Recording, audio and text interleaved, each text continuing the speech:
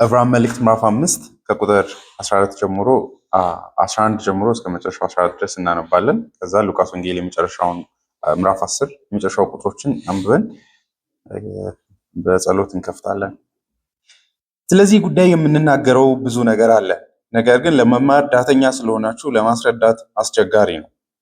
በዚህ ጊዜ አስተማሪዎች ልትሆኑ ሲገባችሁ ገና የእግዚአብሔር ቃል የመጀመሪያ ትምህርት የሚያስተምራችሁ ሰው ያስፈልጋቸዋል።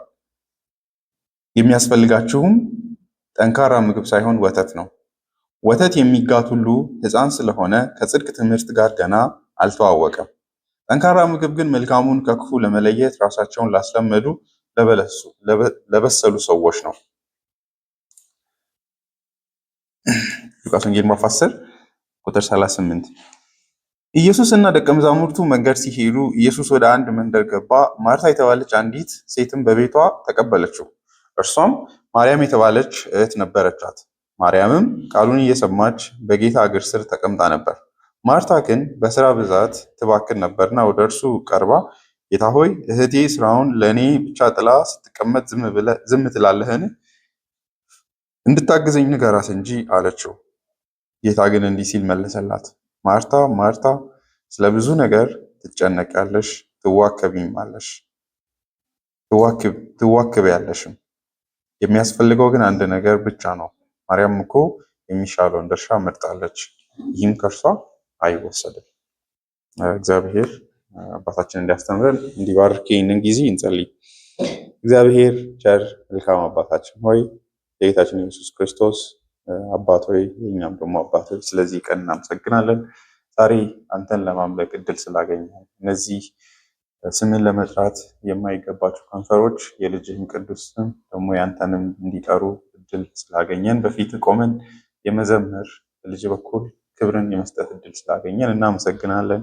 እዚህ ቦታ ተገኝተን ከአንተ ጋር እንድንውል እድል ስለሰጠህን ምሕረትን ስላረክ ቸርነትን ስላረክ እናመሰግናለን። አሁንም ደግሞ ቃልህን ለመማር በፊትህ አለን። ልጆችህ አንደበትህን ለእኛ እንድትከፍት ደግሞ ከአፍ የሚወጣውን ቃሎችን ልባችን መቀበል እንዲችል በመንፈስ ቅዱስ እንድትረዳን እንለምንሃለን። ስለ ሁሉ ነገር ተመስገን። በልጅህ በኢየሱስ ክርስቶስ ስም አሜን። እንግዲህ በሶስተኛው አድሞኒሽን ላይ ደርሰናል። የዕብራውያን ጸሐፊ መሀል ላይ የሚገስጸው ማለት ነው። ድንገት ነው ብሬክ የሚያደርገው እንደምታዩት። ከዛ ሊትራሊ ምዕራፍ 5 ቁጥር 10 ላይ የከፈለውን ክፍል ፒክ የሚያደርገው መልሶ ምዕራፍ 7 ቁጥር 1 ላይ ነው።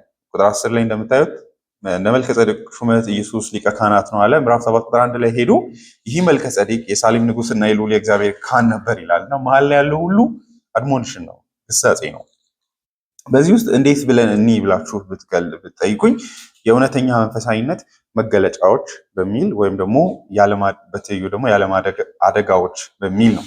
በዛ ውስጥ ብዙ ክፍሎችን እናያለን፣ ጸሐፊው በምን አይነት አይን እንደሚያይ። ስለዚህ እነዚህ ትራያዥ የሚባል ነገር አለ ሕክምና ላይ። አንድ በሽተኞች ሲመጡ የመጀመሪያ ቅድሚያ የሚሰጠው በሽተኛን እንዴት በፍጥነት እንደሚለዩ የሚከተላቸው ፕሮሲጀሮች ማለት ነው። ጥንቃቄ የሚያስፈልገው ማን ነው፣ በሽታውን ያህል አደጋ የማይፈጥርበት ሰው ማን ነው ብለው ለማወቅ ማለት ነው። እና ልክ መንፈሳዊ ደህንነታችንንም ለማወቅ እንደዚህ ነገሮችን ማወቅ ያስፈልጋል፣ ይጠቅመናል። ምን ላይ ነው ያለሁት?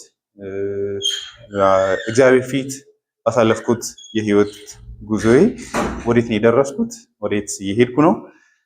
ካጠፋውስ የቱ ጋ ነው ክፍተቶች ያሉት? የእግዚአብሔርስ ረመዲው ምንድን ነው? እግዚአብሔር ምን እንዳደረግ ይፈልጋል? የእግዚአብሔር የጸጋ ፕሮቪዥኖቹ ምንድናቸው የሚለውን እንድናስብ ማለት ነው። ምክንያቱም ጸሐፊው ስለ ጊዜም ነው የሚያወራው።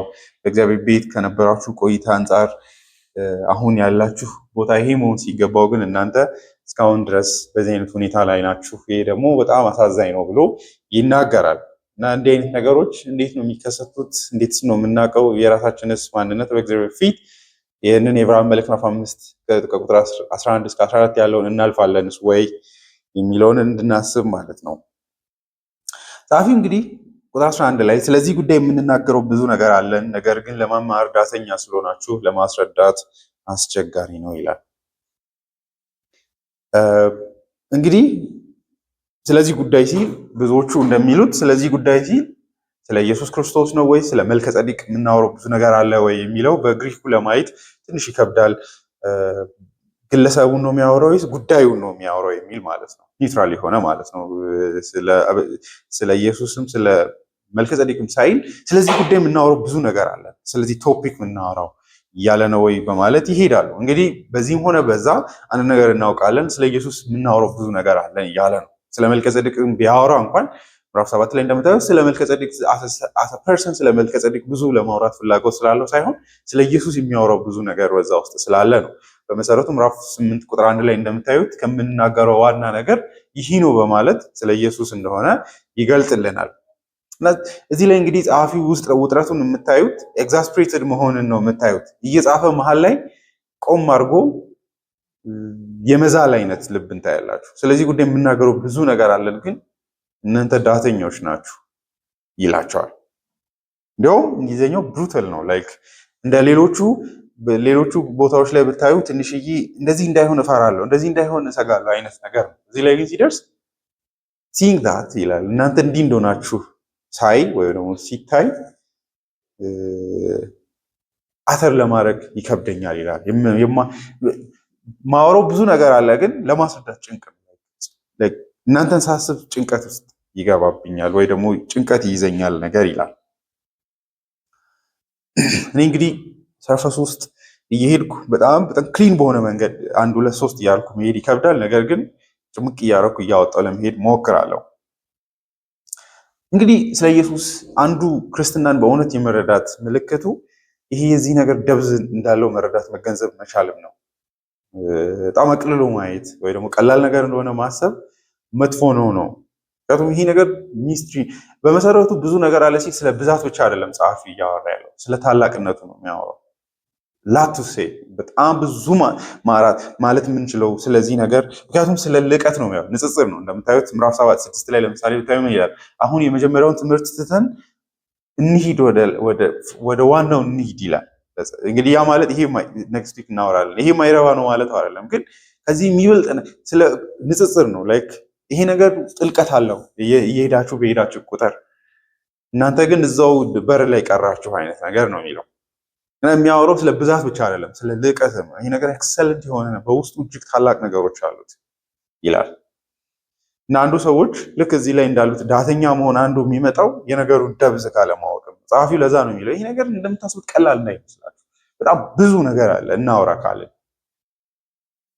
ከዚህ አንዱ ምልክት አቅልሎ ማየት ገብቷችኋል? ላይክ ያን ያህል ከባድ ነገር እንዳልሆነ ማሰብ። በመሰረቱ አንዳንዴ ቀጥታ አይደለም እንደዛ የምናስበው አይደለ? ተቃራኒ የሆኑ መገለጫዎች አሉት። በውስጡ ሌላ አንድምታ አለው። እንደዚህ ቀጥታ ይሄ ነገር ተራ ነው ከማለት ይልቅ ወይ ደግሞ ማስመሰል አይደለ? ሰው ሁሉ ከባድ ነው እያለ ነው። እና ለዛ እናንተ አንድ ላይ በጣም ስለ ኢየሱስ ያለው ሚስጥሮች እንዴት ታላቅ ናቸው ገብቷችኋል? you don't believe it ያን ያህል ጥልቀት እንዳለው ግን ምን ሰው ሁሉ እያወራ አይደለ? በቃ ከባድ ነው። ከባድ መሆኑ ሳይሰማ ማለት ነው። ገብቷችኋል? ነገሩን የምር ከባድ መሆኑን ቆም ብሎ ማሰብ አለ። ይሄ ነገር ካወቅኳቸው ነገሮች አንጻር ሳስበው ይሄ ነገር እየጠለቀ ነው የሚሄደው። ደግሞ ከትናንት ይልቅ ዛሬ በመጣችሁበትን ርቀትም ስትመለከቱ ነገም ላይ ብዙ ነገሮች ሊኖሩ እንደሚችሉ አእምሯችሁ የሚያስብ ከሆነ ንጽጽር ይኖረዋል። አሊያ ግን የሆነ አለ አይደለ ደብዝ የሌለውን ውሃ የመርገጥ አይነት ይሄ አለ አይደለ የሆነ ጥልቅ ነገር ጠብቃችሁ እግራችሁ ከላይ ሲመለስ አይነት ስሜት ከተሰማ ጥሩ አይደለም ነው። ይሄ አይነት እንግዲህ ጸሐፊ ምን ይላል? ስለ ኢየሱስ የምናወራው ብዙ ነገር አለ፣ ግን ለማስረዳት ጭንቅ ነው ይላል። ከየት ነው የሚፈልቀው ይሄ ጭንቀት?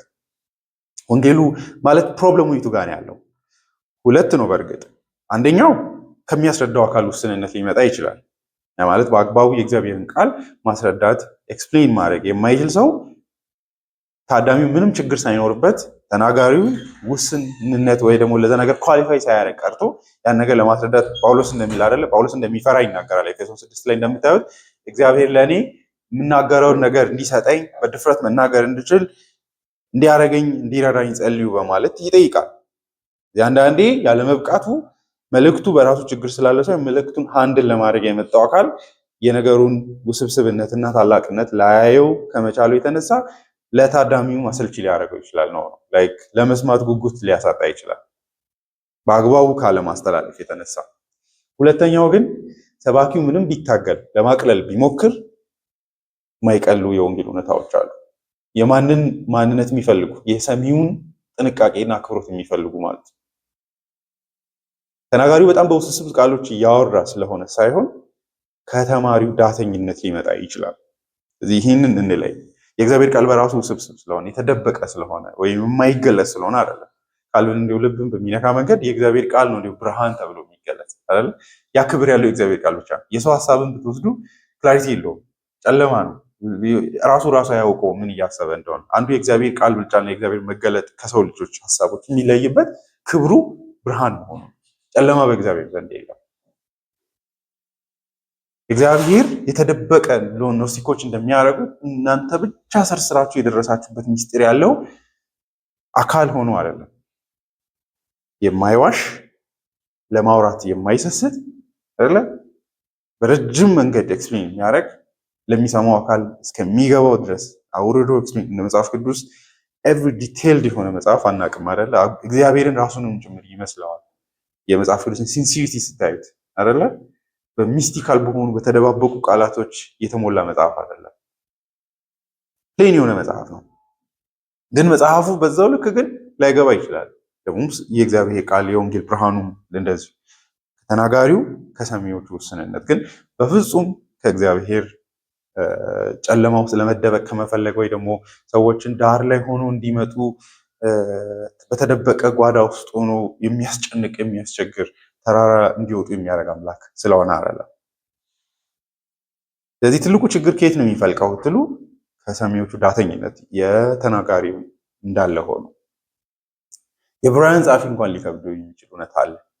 ሰሚው በአግባቡ ካልሰማ። ስለዚህ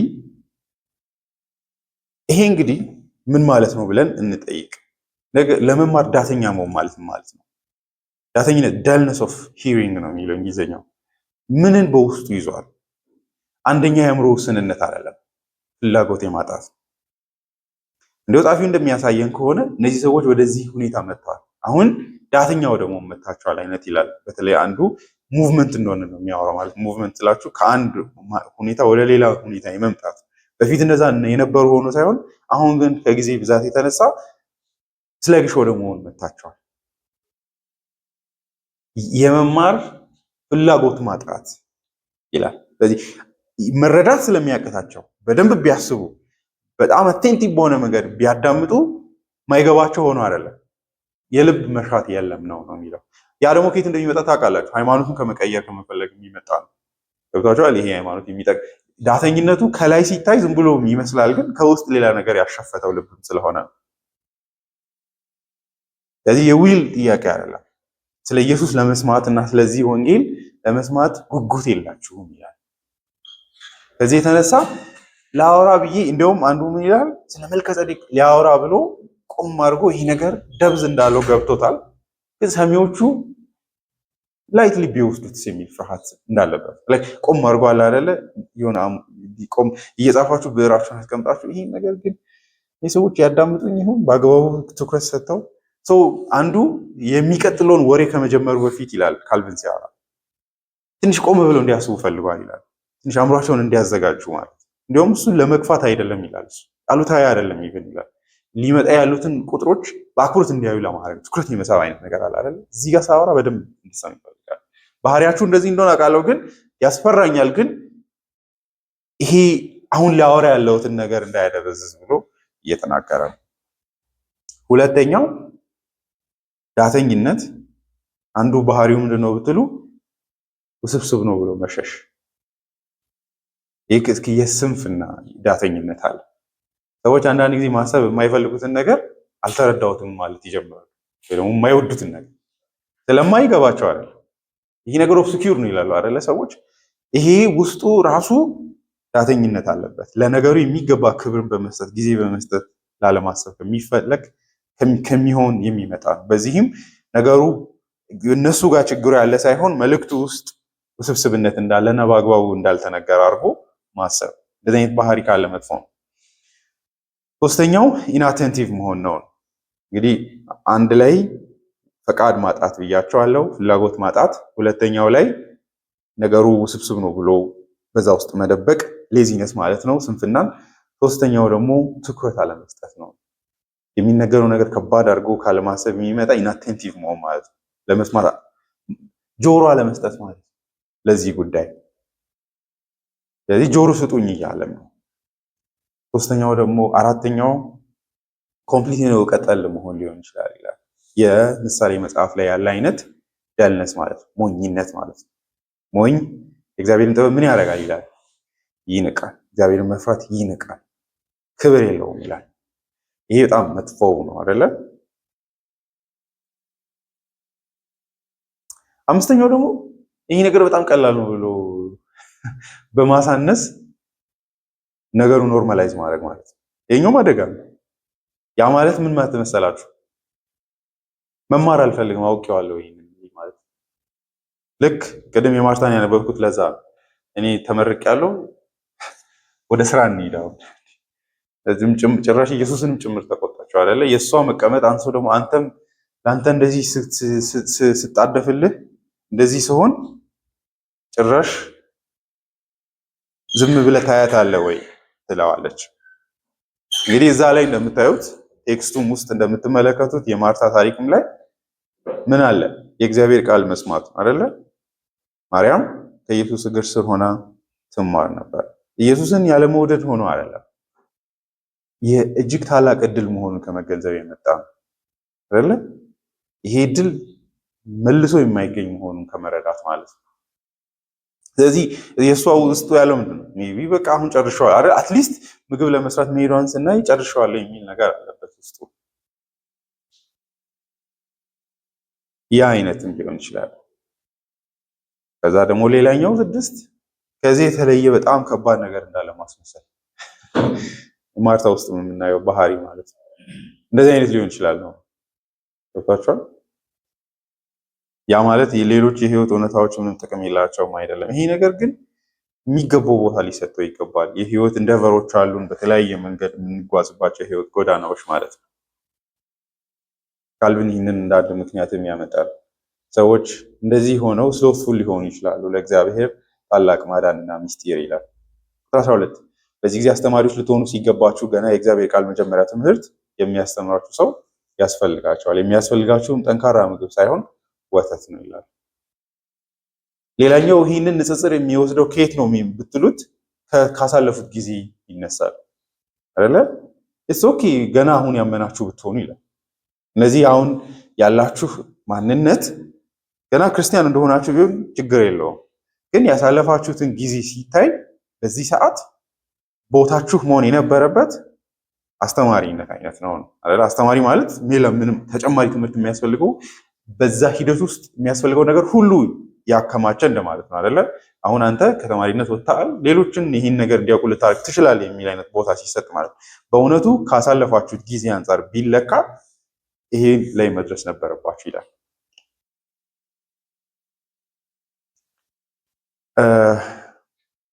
እግዚአብሔር በሰጠን ጊዜ እግዚአብሔር ለሚሰጠው መገለጥና እግዚአብሔር ለሚሰጠው መግቦትና ቸርነት እግዚአብሔር የሚጠብቀው እድገት አለ። ይሄ ሐዋርያው ብቻ የሚጠብቀው ብቻ አይደለም፣ የእግዚአብሔርም ኤክስፔክቴሽን ነው። ምዕራፍ 6 ላይ በተለይ ስለዚህ ጉዳይ ያወራል። ምዕራፍ 6 ቁጥር 7 ላይ ዘወትር በእርሷ ላይ የሚወርደውን ዝናብ የምትጠጣ ለሚያርሷትም ፍሬን የምትሰጥ መሬት ከእግዚአብሔር በረከትን ትቀበላለች። ነገር ግን እሾህና መኬላ የምታበቅል መሬት ዋጋ ቢስ ትሆናለች፣ መረገሚያውም ተቃርቧል፣ መጨረሻዋም በእሳት መቃጠል ነው ይላል። ጊዜን እናስብ ብዬ ነው አይደለ?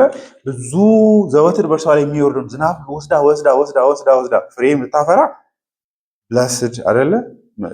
ደስታን ትሰጣለች። ያኛውስ ግን ያንን ሁሉ ልፋት ምን ውስጥ ይከታል? ባዶ ያደርገዋል ነው። ስለዚህ ጊዜ በእግዚአብሔር ፊት ዋጋ አለው።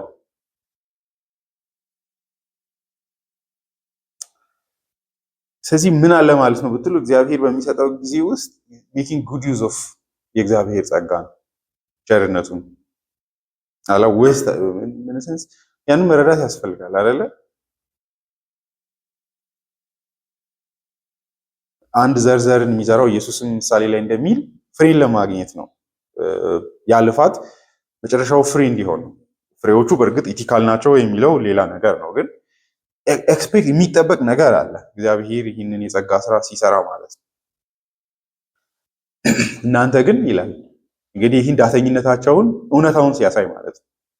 ገና የእግዚአብሔርን ቃል መጀመሪያ ትምህርት የሚያስተምራችሁ ሰው ያስፈልጋቸዋል ይላል። አሁን ገና እንዲያውም አሁን ያላችሁበትን ሁኔታ ሳይ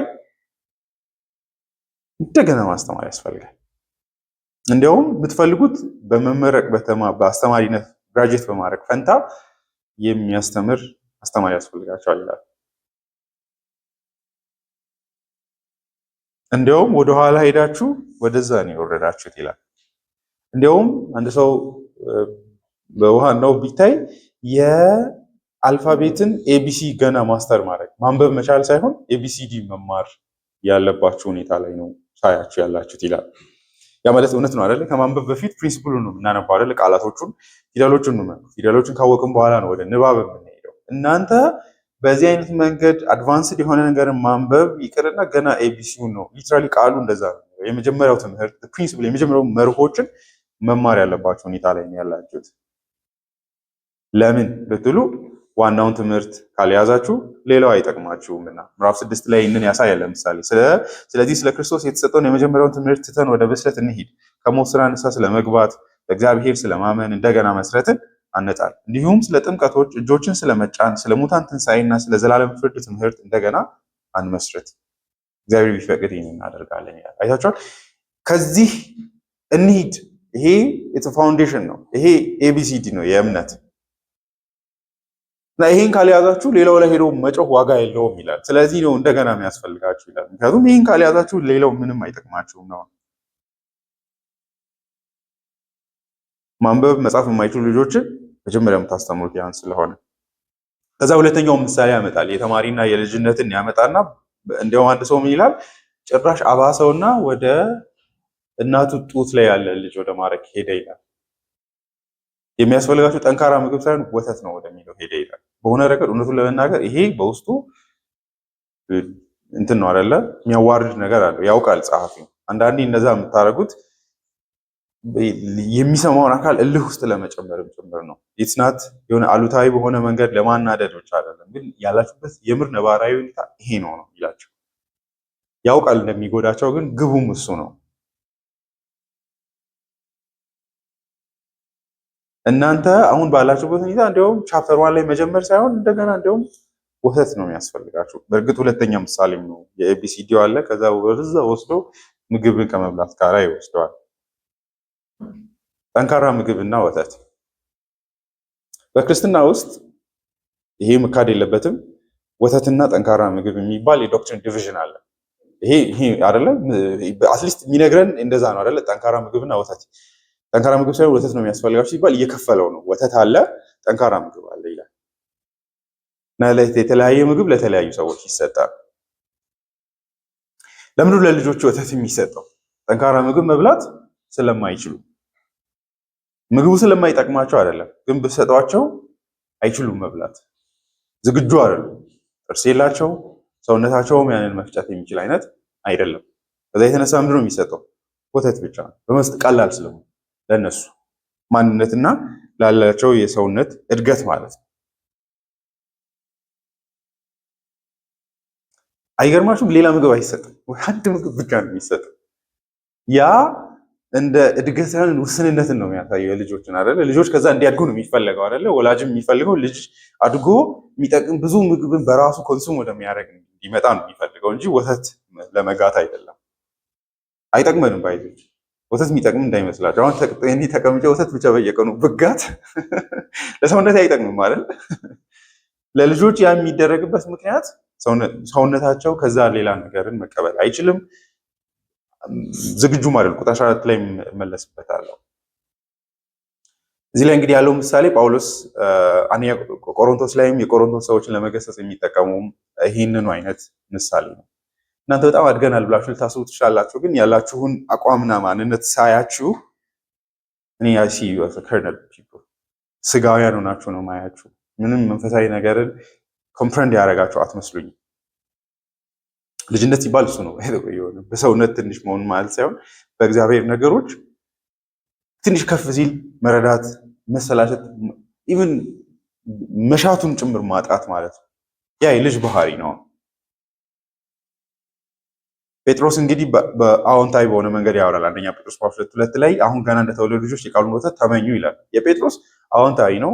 በተለይ ከጳውሎስም ከዕብራውያን ጻፊም ይለያያል በሁለት ረገድ። አንደኛ ጴጥሮስ የሚያወራው ገና እንደተወለዱ ልጆች ማለት ገና ዳግም እንዳገኛችሁ ብለን ልናስብ እንችላለን። ሁለተኛው ግን ጴጥሮስ ትኩረቱ ለእግዚአብሔር ቃል ሊሰጡ የሚገባውን ዝንባሌ ነው የሚያወራው እንጂ ስለ ግለሰቦቹ ሁኔታ አይደለም። ልክ ገና የተወለደ ልጅ ለወተት ያለው ለጡት ያለው ምላሽ አለ አይደለ? ዶክተሮች እንደሚሉት ከሆነ እዚህ ጋር ጣት ካረጋችሁ ልክ ጡት ይመስለውና እሱን ሌላ ነገር ማሰብ አይችልም ነው ሴንስ የሚያደርገው እሱን ብቻ። ዶክተሮች እንደዚያ ያደርጋሉ።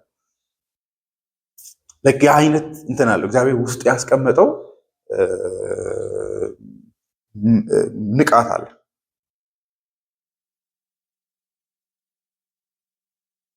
እሱ ነው የሚያወራው ጴጥሮስ። የጳውሎስም የዚህም ጸሐፊ ግን እንትን አድሞኒሽን ግሳጼ ነው። እንደዚህ ምንድነው ህፃን መሆን የሚል አይነት ማለት ነው። ይሄ እንግዲህ ፓስቶራሊ በጣም በጥንቃቄ በሁለት መንገድ እንድናስብ ቤተክርስቲያንን ይረዳናል። አንደኛው እንግዲህ እንዳልኳችሁ አዲስ ለመጣ ሰው ወተት ነው የሚሰጠው። አጥንት እየሰጡ ጋጥ አይባልም ነው። ገብቷችኋል?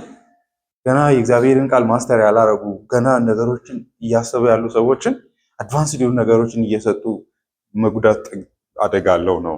እኛም እንደዛ ነው መጠንቀቅ ያለብን። አንዳንዴ ለሰዎች አንዳንዴ ውሸት ስለሆነ አይደለም አንዳንድ ነገሮችን ወደኋላ ሪዘርቭ የሚደረገው አይደለ። ለልጆች እኔ ጠንካራ ምግብ የማልሰጥበት ምክንያት የዋሻው አስመሳይ አታላይ ልጅን እየሸወድኩ ስለሆነ አይደለም፣ ስለማይችል ነው ወተት የምትሰጡት አይደለ።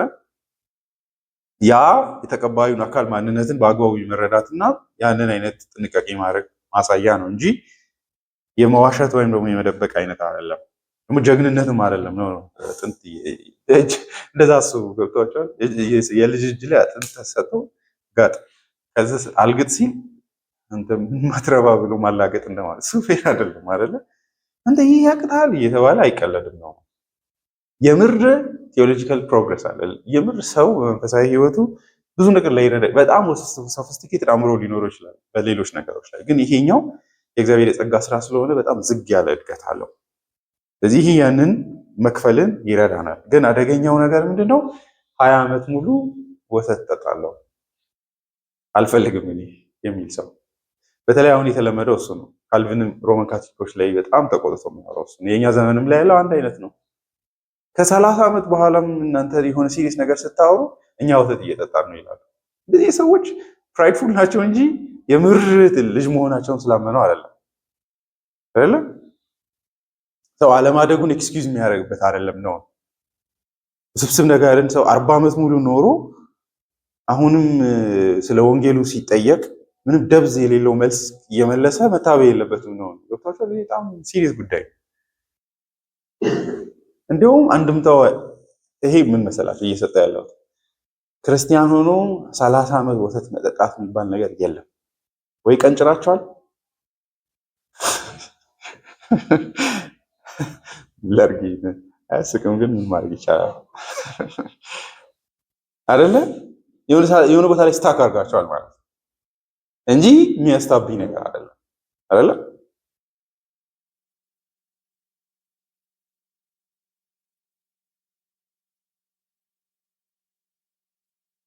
ለልጆች ጥንቃቄ ማድረግ ያስፈልጋል። ነገር ግን በጌታ ቤት ውስጥ ሰው ቆይቶም ግን እዛው ከሆነ ኤሌመንተሪ ትምህርትን ብቻ እየተናገረ ይሄ በቂ ነው እያለ ካለ ግን አደጋ ነው።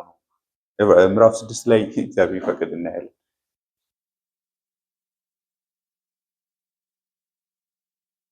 አንዳንድ ቸርቾች በቸርች ደረጃ ኮንፌሽን ይሄ ነው በቃ 6 መስመር ጽፋችሁ በቃ አልቋል። ከዛ ልትኮነኑ ትችላል። ምንድነው ማወሳሰብ? ይሄ ነገር ቀላል ነው ይባላል።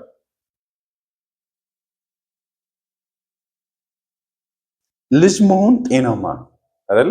ልጃችሁ በ6 ወሩ ወይ በ5 ወሩ ወተት ቢጠጣ አትረበሹ።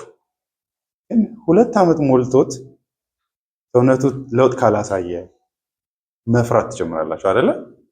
ያኔ መጨነቅ ጤናማ ነው ነው። ግን መጀመሪያ እንደተመጣ ላንረበሽ እንችላለን።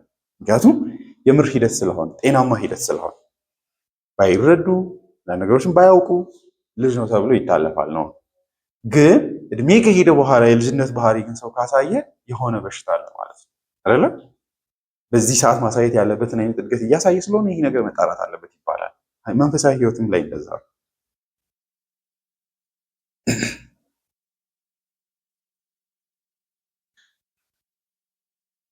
ካልቪን ከዚህ ቆሞ እንደዚህ ይላል፣ ጊዜን በአግባቡ ስለመጠቀም በተለይም በመንፈሳዊ ህይወት እንደዚህ ይላል። አንብብላችሁ doubtless not only years but days also must be accounted for so that everyone ought to strive to make progress but few there are who summon themselves to an account as to past time or who show any concern for the future ይላል።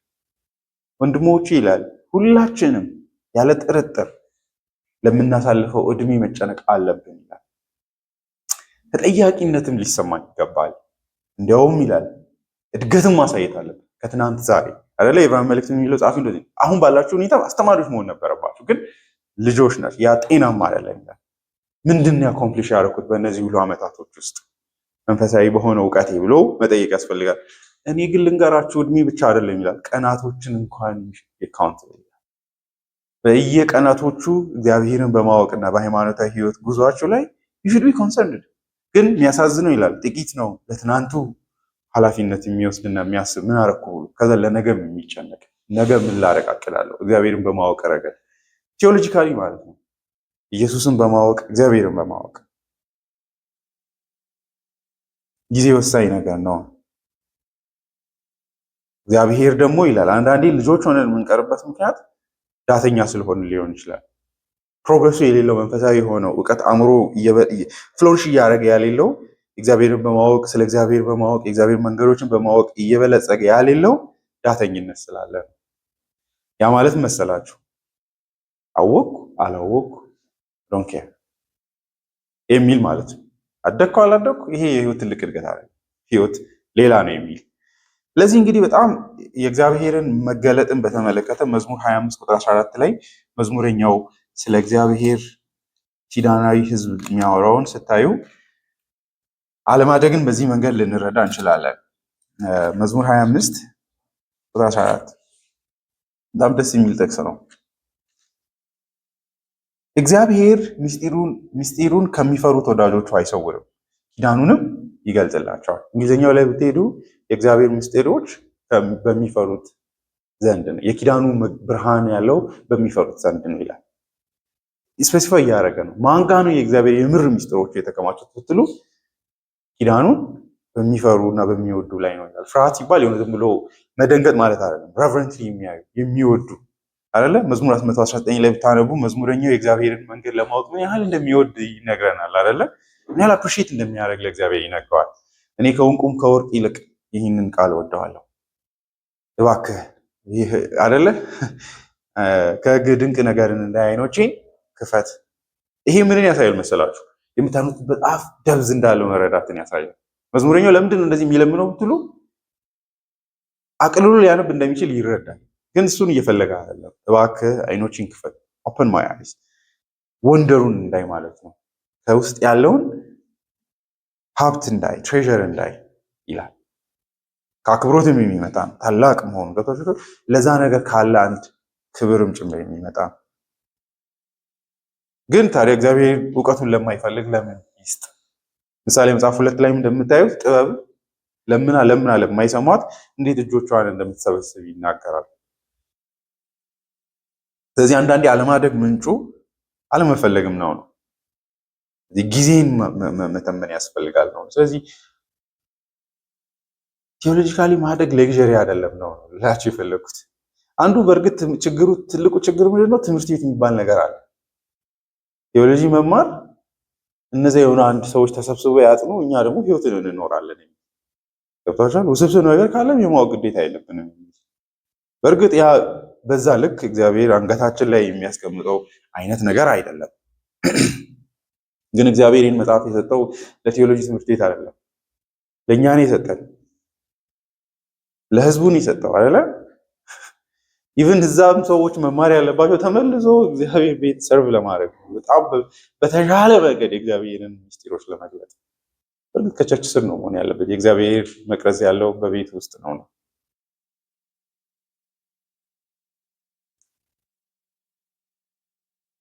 ስለዚህ ማወቅ አለብኝ ማለት ነው ስለ ኢየሱስ። ዛሬ ኢየሱስ ምንድን ነው ሲባል ኃጢአተኞችን ሊያድን መጣ። ከ10 ዓመት በኋላም ሲጠየቁ የአንድ ነገር አውቃለሁ እሷም ይህች ናት። የተማርከው ነገር የለ በዚህ ሁሉ ዓመታት ስለ ክህነቱ፣ ስለ ንግስ ነው፣ ስለ ነቢይነቱ የምታውቀው፣ ስለ ኪዳናቱ የምታውቀው ነገር የለም። እሱ እኔ ኃላፊነት እኔ ምን ያደርግልኛል? በመሰረቱ በሚደንቅ ሁኔታ እኮ ስለማይገባ አይደለም አሮን ኬር ምን ያደርግልኛል ከሚል ነው። ሌላ የተሻለ ነገር አለ ከሚል ማለት ነው። ጸሐፊው ያስቆጠዋል። ኤብራሂም መልእክትን የምር ብትጠይቁ ወንስ ይህን መልእክት እንድንረዳ አይደለ? አንዱንም ክፍል አልገባኝም ብለን እንድንተው አይፈለግም ነው። የምር ዳተኛ አትሁኑ። ለሐዋርያ ያለሁት ነገር እጅግ ጥልቀት እንዳለው ክብር እንዳለው አውቃለሁ። የሚገባ ክብር እንድትሰጡ ፈልጋለሁ፣ እንድትረዱ ፈልጋለሁ እያለ ነው።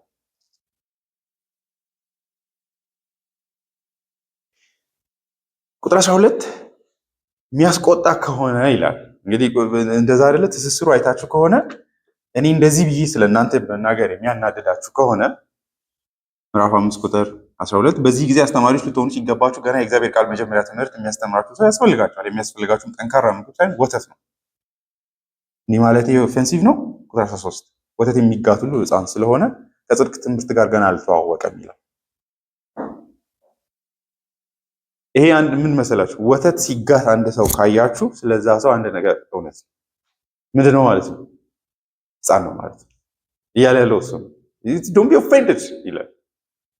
ሁሌ ከ10 ዓመት በኋላ ስመጣ እንዲሁ እናንተ አሁን መጀመሪያውንም ትምህርት ምን እያደረጋችሁ አይደለም። እሱን ራሱ እንደገና እሱን ይዛችኋል። ከዛ አላደጋችሁም እኮ አይደለም። እሱን ራሱ ኮንፍረንት ያደረጋችሁ አይመስለኝም ይላል። ስለ ጽድቅ በእምነት እግዚአብሔር ዘላለማዊ ፍርድ ሊመጣ እንዳለ እነሱን ራሱ የምታውቁ አይመስለኝም። እንደገና መማር ያለባቸው ነው የሚመስለኝ፣ እንኳን ሌሎችን ማስተማር ይላል። ታዲያ ምን ሕፃን ብላችሁ ወድስ ስድብ አወጡት። ስድብ የሚሆነው ያልሆናችሁትን ሲነገር ነው ለሚባል ማለት ነው። በእርግጥ ስድብ አይደለም፣ የእግዚአብሔር ቃል እየተሳደበ አይደለም፣ ግን እውነታው እዛው ቀራችሁ ነው። ኢትስ ኦኬ እኮ ክርስቲያን ሆኖ ወተት መጠጣት፣ ግን ግቡ ለማደግ ነው እንጂ ወተት እየጠጡ እዛው ለመኖር አይደለም። ስለዚህ ወተት የሚጋት ሁሉ በጽድቅ ቃል ብልሃት የለውም ማለት ነው። ምክንያቱም ሕፃን ስለሆነ ወንጌሉን ሲገልጸው የጽድቅ ቃል ይለዋል። አንዳንዶች ይህንን ይላሉ። የጽድቅ ቃል የሚለው በጣም የእግዚአብሔር ቃል እያወቃችሁ ትሄዱ የጽድቅ ሕይወትን ቅድስናን ወደ ማስተማር ይሄዳል የእግዚአብሔር ቃል ይላሉ። አንዳንዶች እንዲያውም ወንጌሉን በጣም ከመተማርም በኋላ ስነ ምግባር ወደ መማር ያ እንዲያውም እውነተኛ መንፈሳዊ እድገት ነው ይላል። እንደዛ አይደለም። ጸሐፊው የሚለው ልብን በሚማርክ መንገድ የምንናገረው ብዙ ነገር አለ የሚለው ስለ ስነ ምግባር አይደለም፣ ስለ ኢየሱስ ነው አይደለ? ስለ ኢየሱስ ስለዚህ ነገር የምንናገረው ብዙ ነገር አለ። ነገር ግን ለመማር ዳተኛ ስለሆናችሁ ለማስረዳት አስቸጋሪ። ይህንን ነው አሁንም እያለ ያለው።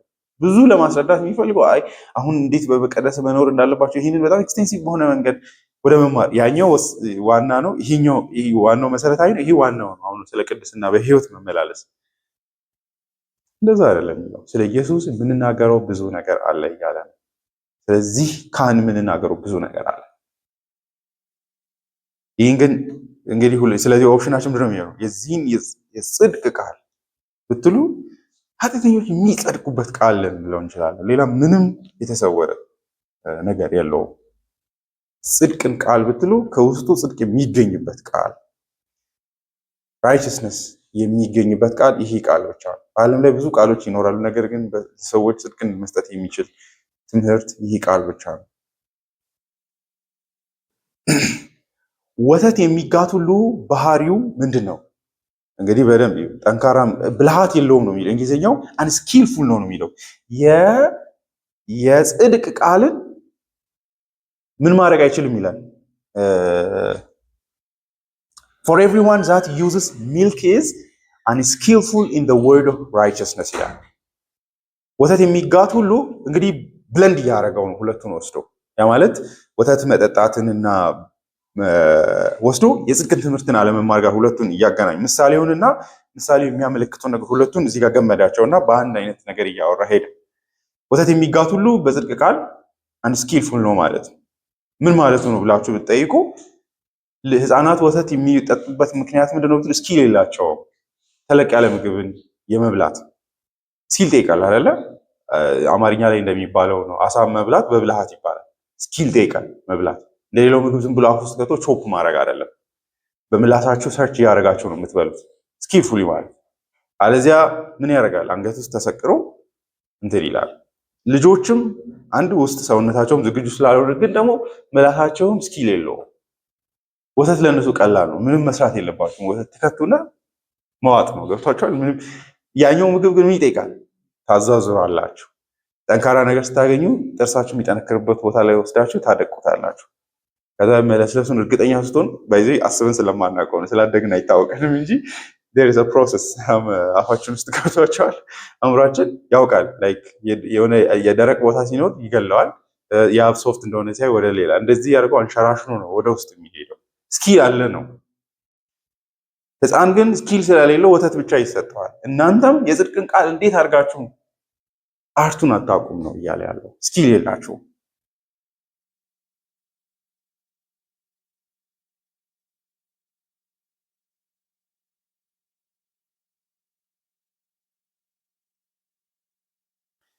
ስለዚህ አንዱ እድገት ላይ አደጋ ምንድን ነው ብላችሁ ከጠየቃችሁ ሁሌ የምትበሉት ምግብ ቴዎሎጂ ላይ ሁሌ ሪፒቲቲቭ እዛችሁ ቦታ ላይ እየተመለሳችሁ ከሆነ መጠየቅ አለባችሁ። ማለት ይህ ነገር ከወተት አልተላቀቁ ማለት ዴር ሹድ ቢ ሰምቲንግ። እውነቱን ለመናገር ትናንት ካወቅኩት ስለ ኢየሱስ ያ ማለት ሁሌ ቴዎሎጂ መለዋወጥ አለበት ማለት አይደለም። በየቀኑ ስለ ኢየሱስ ማውቀው ነገር ያው የማውቀው መሰረታዊ ነገር ግን ምን እያደረገ መሄድ አለበት? እየወፈረ መሄድ አለበት። ትናንት ኢየሱስን ኃጢአተኞችን የሚያጸድቅ ብቻ ነበር ብዬ ማስበው፣ አሁን ግን ለካ ሶስት አገልግሎቶች አሉት። ነቢይ ነው፣ ንጉስ ነው፣ ካህን ነው። ክህነት ማለት ምንድን ነው? ኢምፕሊኬሽኑ ንግስናው ምንድን ነው? ለእኔ የሚሰጠኝ ነቢይነት ምን ማለት ሪፍሌክት ማለት ከቶች ቀስ እያለ እየወፈረ ሲሄድ ግን ሁሌ ራሷ ከሆነች አዙራችሁ ሁሉ የሚወራው ነገር አይደለ? ከተወራው ነገር ሁሉ ውስጥ ጽድቅ በእምነት ነው የምትለው መጨረሻ ኮንክሉዥኗ ብቻ እየገባች ከሄደች ዮናት ማስተሪንግ ማለት ነው አይደለ? አንዳንድ ሰው ሊከስም ይችላል አይደል? ይሄ ነገር አይቀልም እንዲህ ሊል ይችላል። እየገባኝ አይደለም ሊል ይችላል። ባለመግባቱ ደስ ይበላችሁ። ቢኮዝ ጥሩን እየዋሻችሁ አይደለም ማለት ነው። አንዳንድ አይደለ? በዚህ ሐዋርያትም ጌታ ኢየሱስን ይጠይቁት ነበር፣ ምን ለማለት ፈልጋ ነው ብሎ ገብቷል። ሁሌ እንደተረዱ ኮስተር ብሎ ጥሩ አይደለም አይደለ? ኢትስ ኦኬ። በዚህ መወራት አለባቸው ብዙ ነገሮች። ምን መሰላችሁ? አንዱ ዳተኝነት ኮንሰርንድ አለመሆንም ጭምር ነው። ጠንካራ ምግብ እየበላው አይደለም፣ ለምንድን ነው ይሄ ነገር እየጨመረ የሌለው ብሎ ኮንሰርን አለመሆን ማለት ነው። አዲስ ቃል ሲጨምር ይቺ ነገር ምን ነበረች እስቲ ላስባት ላወፍራት አለማለት ነው። እንዲያውም አንድ ሰው ይላል የእውነተኛ እድገት አንዱ ባህሪ አብዝቶ መጠማትና መፈለግ ነው ይላል። እኛ በመጽሐፍ ቅዱስ ውስጥ የምናውቀው አንድ ትልቅ ሰው ማን ነው? ጳውሎስ አይደለ? ለምሳሌ አምጥቶ ግን ስለራሱ ሰዎችም እሱን እንደዛ እንደሚያስቡት ያውቃል፣ ግን ምን እንደሚል እዩ ይላል። ምዕራፍ 3 ፊልጵስዩስ 12 ላይ እንደዚህ ይላል፣ ይህን ሁሉ አግኝቻለሁ ወይም ፍጹም ሆኛለሁ ማለት አይደለም። ከላይ ያወራው ነገር የሚመስለው በቃ ጨርሻለሁ አይነት ነገር። ሰዎች ግን እንደዛ እንዳያስቡት ይህን ሁሉ አግኝቻለሁ ወይም ፍጹም ሆኛለሁ ማለት አይደለም። ነገር ግን ክርስቶስ ኢየሱስ እኔን የራሱን ያደረገበትን ያን እኔም ኢየሱስ እኔን የራሱ ያደረገበትን ያን እኔም የራሴ ለማድረግ እጣጣራለሁ። ወንድሞቼ ሆይ እኔ ገና እንዳያሱት አድርጌ ራሴን ሾኪንግ ነው አይደለ? አንድ ምን ይመስለን ጳውሎስ ዋናውን ይዞ ተጨማሪ ነገር ከላይ እየደረበ ኧረ እኔ እንዳያስኩት አልቆጥርም። ሰዎች ይህን ሁሉ ፒስትሎች የጻፈ ሰው ነው እንደዚህ እያለ ያለው።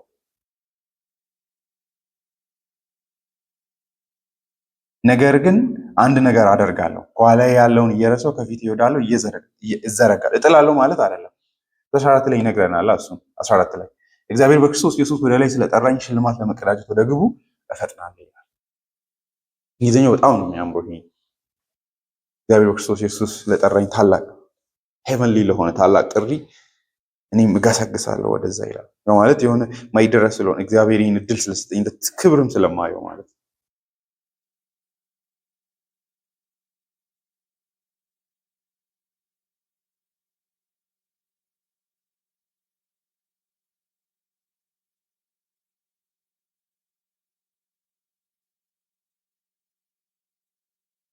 ስለዚህ የእግዚአብሔርን ክርስቶስን የማወቅን እውቀት ጳውሎስ እንደው ምንድን ነው የሚለው? በጣም ልባችሁን ይሄ በጣም ልብን አይዝም? ፊልጵስዩስ ምዕራፍ 4 ላይ ስለ እውቀት ስለ ክርስቶስ ምዕራፍ 4 ቁጥር 8 ላይ የሚናገረው ከዚህ በላይ ለእርሱ ብዬ ሁሉን ነገር የተውለትን ወደር የሌለውን ጌታዬን ክርስቶስ ኢየሱስን ከማወቅ ታላቅነት ጋር ሳነጻጸር ሁሉን ነገር እንደ ጉድለት እቆጥረዋለሁ። ለእርሱ ስል ሁሉን አጥቻለሁ፣ ክርስቶስን አገኝ ዘንድ ሁሉን ነገር እንደ ጉድፍ እቆጥራለሁ። ሕግ በመጠበቅ የሚገኝ የራሴ ጽድቅ ኖሮኝ ሳይሆን በክርስቶስ በማመን ይኸውም ከእግዚአብሔር የሚመጣ ከእምነት በሆነ ጽድቅ በእርሱ ዘንድ እንድገኝ ነው። ክርስቶስንና የትንሣኤውን ኃይል እንዳውቅ በስቃዩ ተካፋይ እንደሆነና በሞቱም እርሱን እንድመስል እመኛለሁ። ለሙታን ትንሣኤም እንድደርስ እናፍቃለሁ ይላል። ዴይ ኦፍ ሬዘረክሽንን ለማየት ያ በክርስቶስ ኢየሱስ ምን እንዳለው ፋይዳውን ለማየት እናፍቃለሁ፣ ኤክስፒሪየንስ ለማድረግ። ሁሉ ውስጥ ያለው ምንድን ነው ግን? ኢየሱስና ትንሣኤ የተለያየ ሳይሆን ክርስቶስና የትንሣኤ የእርሱን ፓወር ኦፍ ሬዘረክሽንን ለማወቅ እናፍቃለሁ። አሁን ደግሞ እዚህ ሆኜ ምን አደርጋለሁ? ክርስቶስን የማወቅን ኤክሰለንሲውን ሳይ፣ ልቀቱን ሳይ ሁሉ ነገር እንደማይረባ ነው የሚታየኝ።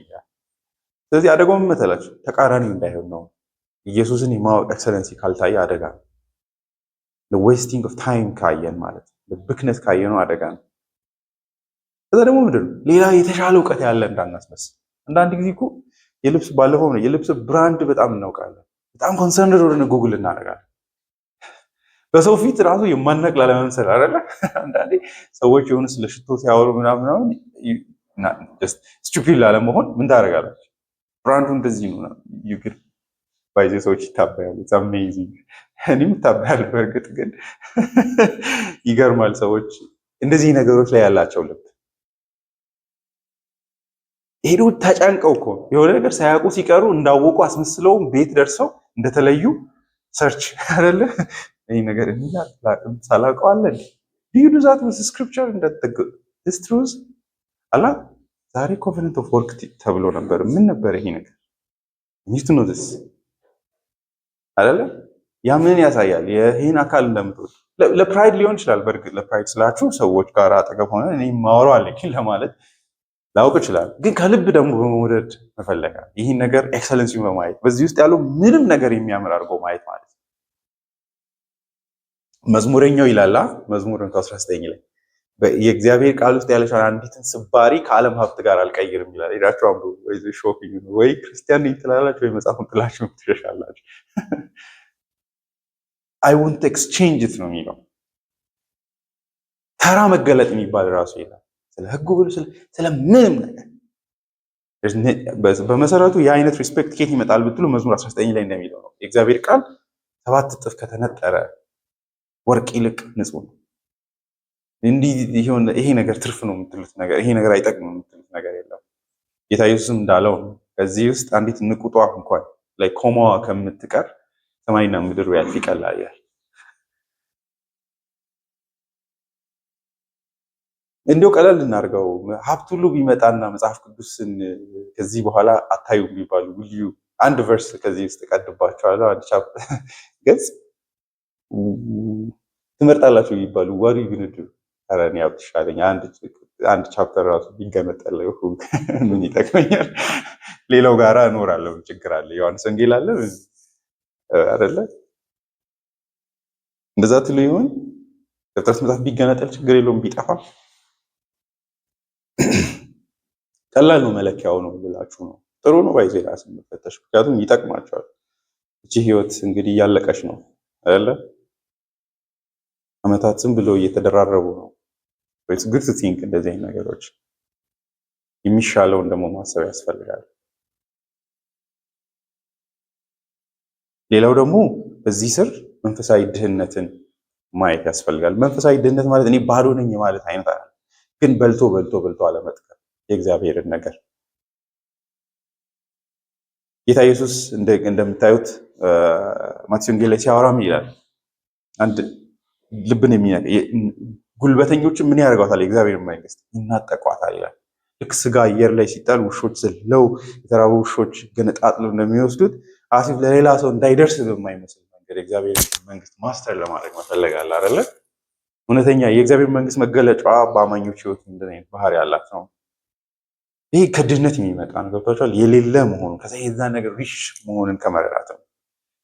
ራዕይ መጽሐፍ ላይ ጌታ ኢየሱስ ምዕራፍ 3:17 ላይ አንዱ የሚያስጠነቅቀው አንደኛውን ቤተክርስቲያን በዚህ ነው።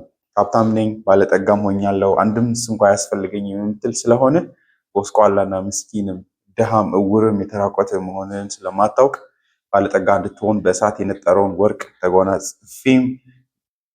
ተጎናጽፈህም የራቁትነትን ሀፍረት እንዳይገልጥ ነጭ ልብስን እንድታይም ዓይኖች የምትኳለውን ኩል ከኔ ትገዛ ዘንድ እመክርሃለሁ።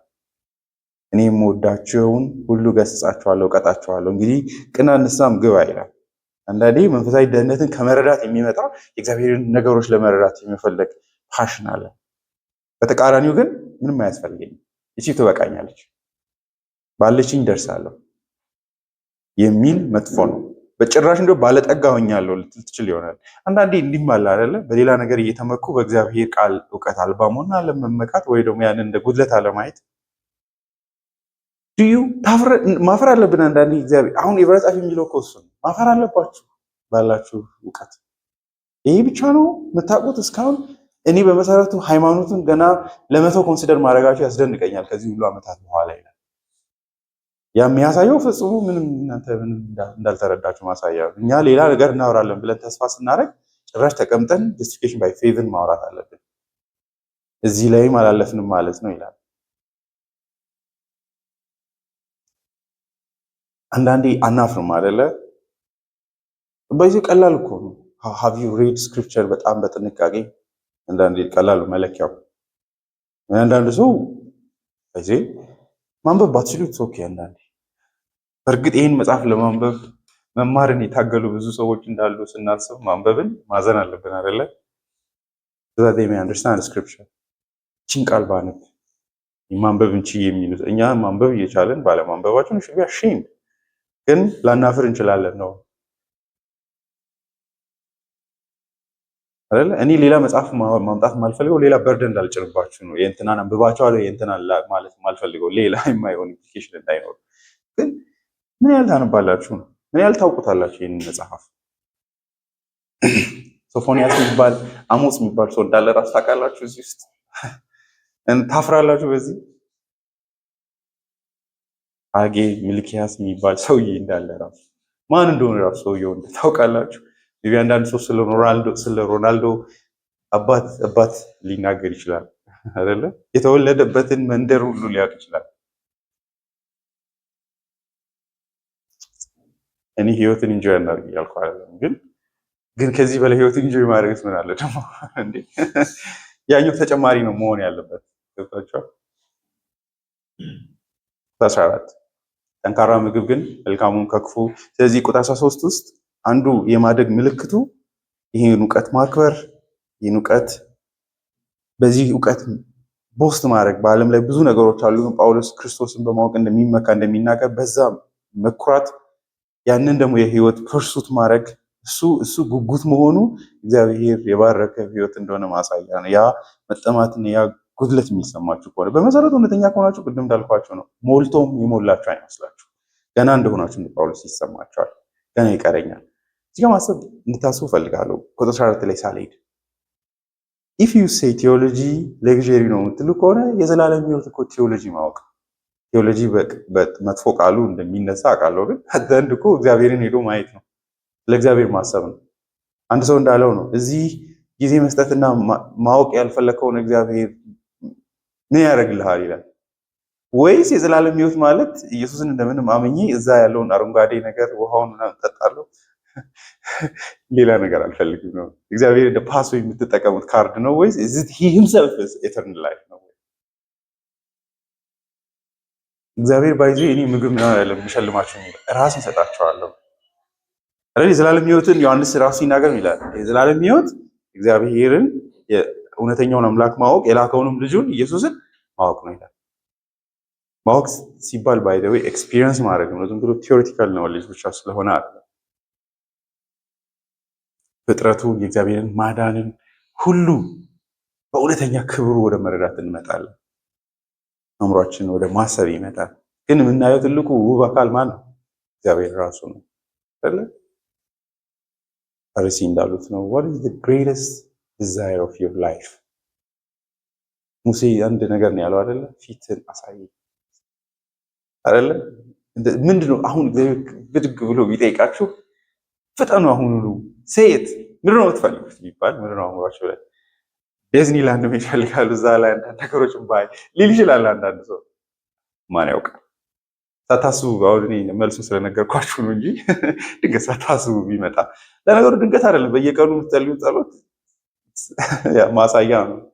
አይ ወንደስ እግዚአብሔር ወይን ካልሰጠኝ ጠፋው እንባ የምታነቡበት ነገር ታስዩ ጋድ እንደማለት ነው። አይ ነው አንዳንዴ ህይወት እኮ የሚያሳዝኑ ነገሮች ሊያስለቅሱን የሚችሉ ጸሎቶች እንዳሉ፣ ግን ሁሌ ከሆነ ግን አደጋ ራስን አሳየኝ። አንዳንዴ ካልሆነ መጥፎ ኤቭሪዴይ እንጀራ ጎደለብኝ ከዛ በኋላ የሚረሳ ከሆነ አንዳንዴ ቆም ብሎ አንዲትን ነገር ለማርሳን እጅግ እሻለሁ።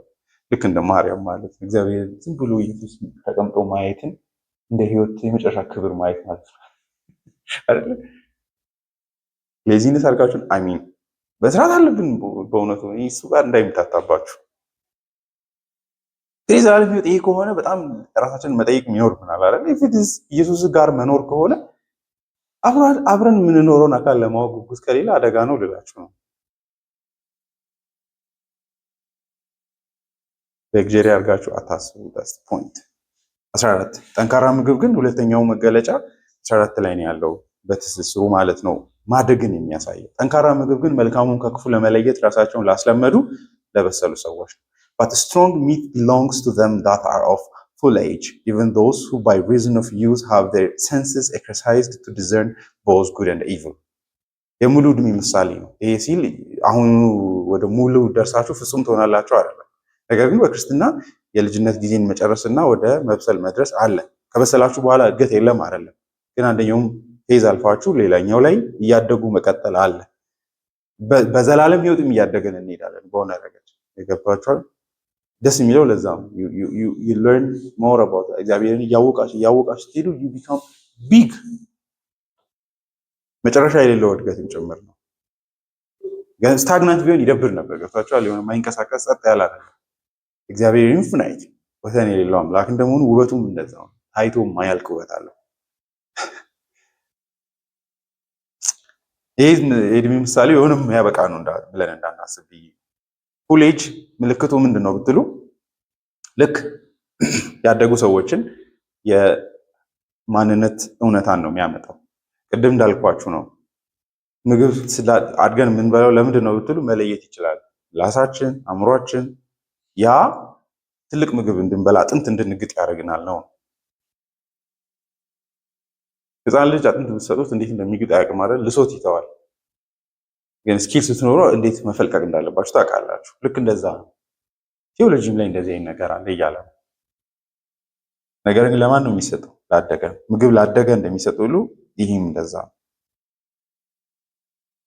እዚህ ጋር እንግዲህ ስሜቶቻቸውን ኤክሰርሳይዝ ላደረጉ ይላል እንግሊዝኛው። their senses exercised to discern both good and evil ማለት ሰውነታቸውን በጣም ከመጠቀማቸው ብዛት የተነሳ የሰውነታቸውን ፖቴንሻል ያወቁ ከዛ መጠቀም ለሚችሉት ይሰጣቸዋል ይላል። ህፃን ባይዜ ምላሱን በአግባቡ ስለመጠቀም አይችልም። ምላሱ ፖቴንሻል ማያውቅም። ቀስ ብሎ ነው ሰርች እያደረገ ምላሱ ምን አይነት ነገሮችን ማሳካት እንደሚችል እያወቀ የሚሄድ። ስለዚህ ይሄ ነገር ደግሞ እንዴት ነው የሚያድገው? በተጠቀማችሁት ቁጥር፣ ደጋግማችሁ በተጠቀማችሁት ቁጥር እያደገ ይሄዳል። መንፈሳዊ ማንነትም እንደዛ ነው እያለ መንፈሳዊ የሆነ እውቀታችሁ ኤክሰርሳይዝ በተደረገ ቁጥር እጅግ እያስተዋል ይመጣል። ልክ ምግብ ለመብላት ስሜቶቻችን በአግባቡ እንደሚያነቡት ምግብን መሳይ ነገርንም ኤክሰርሳይዝ በተደረገ ቁጥር እጅግ እያወቀ ይመጣል ነው። ግን ከተዋችሁት እንደሚደክም ብሌድ ነው። እንደማትጠቀሙት ቢላ ይዝግና መቁረጥ ያቆማል ነው። ጌታ ኢየሱስ የሚያስጠነቅቀው እሱን ነው። ላለው ይሰጠዋል፣ ለሌላው ግን ያለው እንኳን ይወሰድበታል ይላል። ካልቪን እሱን እንደ ጀጅመንት ይናገራል። እግዚአብሔር የሰጠውን እውቀት አጣጥሞ ለሚጨርስ ሌላ ይሰጣል። ገብቷችኋል? እዚህ ይጣፍጣል፣ ሌላስ ግን አንዱን በልቶ ዝም ብሎ እዛው ለቀረ እየዶለደመ ይሄዳል። ስፒሪቹዋል ሻርፕነሱን ጭምር ማለት ነው።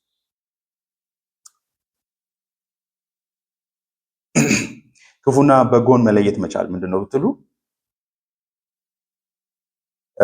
እዚህ ጋር በክፍሉ መሰረት ካያችሁ እነዚህ ሰዎች በአይሁድነት ሃይማኖት ውስጥ ያለውን የተደበቀ ክፋትን ማስተዋል አይችሉም። ስቲል ይህን ወፍራም የሆነውን የሃይማኖት ልዩነት መለየት አይችሉም። በሶሻል ልዩነቱ ሳብትል ዲስቲንክሽን አይደለ? በሚመስል ሃይማኖት መካከል የምንለየው ልዩነት አለ። በእውነተኛ ሃይማኖት ላይ በሚለጠፍ ሃይማኖት መካከል የበሰሉ ሰዎች ምን ያደርጋሉ? ማስተዋል ይችላሉ። ብዙ ሳይበሉት ማለት ነው። ጊዜ መውሰድ አይኖርበትም።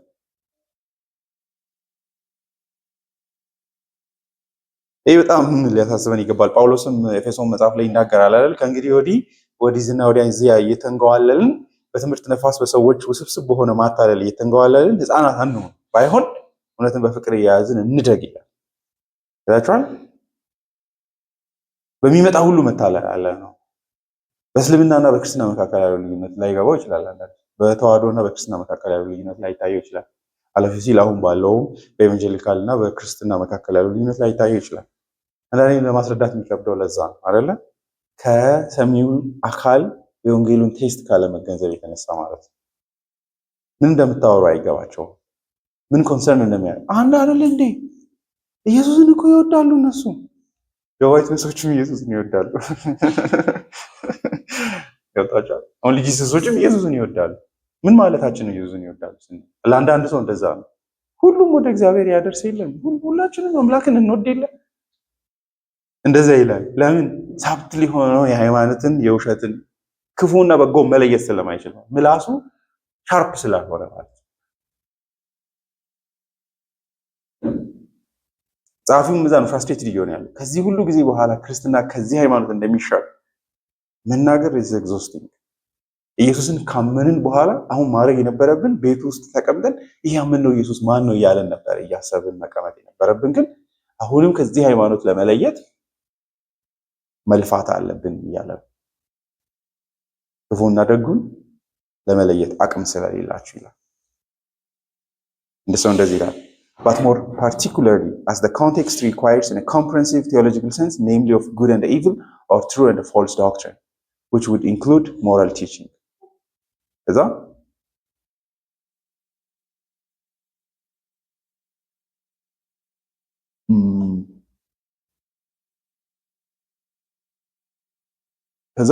For knowing good and evil as a Jewish expression for responsible adulthood.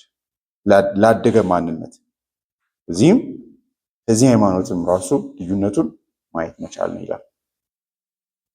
ስለዚህ እንደዛ እንዳይኮን አይደል የጌታን ድምፅ ማወቅ አግባቡ ከወንበዴዎች መልስ አስመስሎ ከሚሸጡት ተጠበቁ እንደሚባለው ነው አይደለ? አንዳንድ ጊዜ ያለ አይደለ ጥሩ ክርስቲያን መሆን ምልክቱ እዚህን ሰውዬ ትምህርት የቱ ጋር ክፋት እንዳለ ፒንፖይንት ማድረግ አልቻልኩም፣ ግን አይ ሰንስ ሰምቲንግ ኢዝ ሮንግ የምትሉት አይነት ቆይ በኋላ ፈልጋለሁ እስቲ ይህንን ራዳር ውስጥ ላስቀምጥ ተጠብቆ ይቆይ በሚል እስከማገኝ ድረስ አይ ኖ ሂዝ ላይንግ ሳምቲንግ የሚል ማለት ነው። የሆነ ነገር እየሰወረ እንደሆነ አውቃለሁ የሚል አይነት እንደዚህ አይነት ነው። ባይዘው ዮሐንስ መልእክት ላይ የሚለው እሱ ነው። ለእናንተ እውነትን አልነግራችሁም፣ ምክንያቱም እናንተ መንፈሱ ስላላችሁ እንደምታውቁ እናውቃለን። ስለዚህ የሆነ አዲስ ለመምጣት አይደለም። አይ ኖ ይላቸዋል። እንዲያውም ዮሐንስ ምንድን ነው የሚለው መልእክቱ ላይ አይታችሁ ከሆነ አንብቤ ጨርሳለሁ። በእርግጥ ስለሚጠቅም ብዬ ላንሳው። ስለ እድገት ሲያወራ ምዕራፍ 2 ላይ እንደዚህ ይላል። ቁጥር 12 ከልጆችና ከአባቶች ጋር ንጽጽሩ እንድታዩ ልጆች ሆይ ኃጢአታችሁ ስለ ስሙ ተሰርዮላችኋልና እጽፍላችኋለሁ። አባቶችን ግን ምን እንደሚል አባቶች ሆይ ከመጀመሪያ ያለውን እርሱን አውቃችሁታልና እጽፍላችኋለሁ። ጎበዛዝት ሆይ ክፉን አሸንፋችኋልና እጽፍላችኋለሁ። ልጆች ሆይ አብን አውቃችሁታልና እጽፍላችኋለሁ። አባቶች ከመጀመሪያ ያለውን እርሱን አውቃችሁታልና እጽፍላችኋለሁ። ጎበዛዝት ብርቶች ስለሆናችሁ የእግዚአብሔር ቃል በእናንተ ስለሚኖር ክፉን ስላሸነፋችሁ እጽፍላችኋለሁ ይላል። ስለ ልጆች የሚያወራው ላይ እና ስለ አባቶች የሚያወራው ትንሽ ልዩነት አለችው። አውቃችኋል፣ ለዛ ነው የምናወራው ይላል። እግዚአብሔር እንዲህ አይነት እድገትን ይስጠን። እግዚአብሔርን መውደድን መፈለግን የህይወታችን የመጨረሻ ግብ እንድናደርግ ይርዳን። እግዚአብሔር መልካም አባታችን ነው። ስለዚህች ቀን እናመሰግናለን። ቃልን እንድንማር ይህን ጊዜ ስለሰጠን ስሙ የተባረከ ይሁን። የሰው ልጅ ፊተኛ ግቡ ምንድን ነው ተብሎ እንደሚጠየቅ የሰው ልጅ ፊተኛ ግቡ አንተን ማክበር አንተም ደግሞ ለዘላለም መደሰት ነው እንደሚል እግዚአብሔር አባት አንተን ማወቅ ክብርህን ማየት የህይወታችን የመጨረሻ ግብ መሆኑን እንድንረዳ ይህ ነገር ስንፈልግ የምናስበው ስንፈልግ የምንጥለው ሳይሆን የህይወታችን እንደ የመጨረሻው ግብ ቀኖች ባለፉ ቁጥር መጨረሻችን ዘላለማዊ በሆኑ ህይወት ከአንተ ጋር እና አንተን እያዩ መኖር በአንተ መደሰት እንደሆነ ዘላለማዊ በሆኑ 7 ረስት ውስጥ ገብተን ክብርን እያየን ዘላለማዊ ህይወትን እንደምንኖር ከመሆኑ አንጻር መጨረሻችን ይሄ ሌላው ሁሉ ነገር ጊዜው እስከሚደርስ ድረስ አንተ ክብርሽን እንድንገልጥ እንድናከብር ያስቀመጥከው ትልቁ ግብ ግን አንተን ማየት አንተ ጋር ለዘላለም መኖር እንደሆነ እንድንገነዘብ ከዚህ የተነሳ ጊዜያችንን እንድንዋጅ ህይወታችንን በአግባቡ ሰዓቶችን መመተር እንድንችል ዘንድ በአግባቡ ማኔጅ እንድናደርግ ለሚፈለገው ነገር የሚገባውን ቦታ በመስጠት እንድናከብር ከሁሉ በላይ አንተን በፍጹም ልብ፣ በፍጹም ልብ፣ በፍጹም ሀሳብ፣ በፍጹም ጉልበት መውደድ እንድንችል ዘንድ በቃሎች በቀንና በሌሊት ደስ እንዲለን ሁሉም ነገር ስናወራ ስናደርግ ይሄ ሁሌም በልባችን ውስጥ እንዲኖር እንድታደርግ እንለምንሃለን። የዚህን ነገር ታላቅ ክብርና ውበት ደግሞ ማንም ሊያሳየን አይችልም። ቅዱስ መንፈሳዊ አንተ አይኖችን ካልገለጥክ በስተቀር ጳውሎስም እንዳለ የርስትን ክብር ባለጠግነት አይኖቻችሁ በርቱ እንዲያዩ እጸልያለሁ እንዳለ አንተ አይንን ካላበራ ይህንን ታላቅ ክብር መረዳት እንደማንችል ታውቃለህ። ስለዚህ በቸርነት እንድታስበን እንለምናለን። ዳተኝነታችንን ደካማችንን ሁሉ በልጅ ይቅር እንድትለን እንለምናለን። ዛሬ ይህን ስላስተማርከን ስም ይመስገን። በኢየሱስ ስም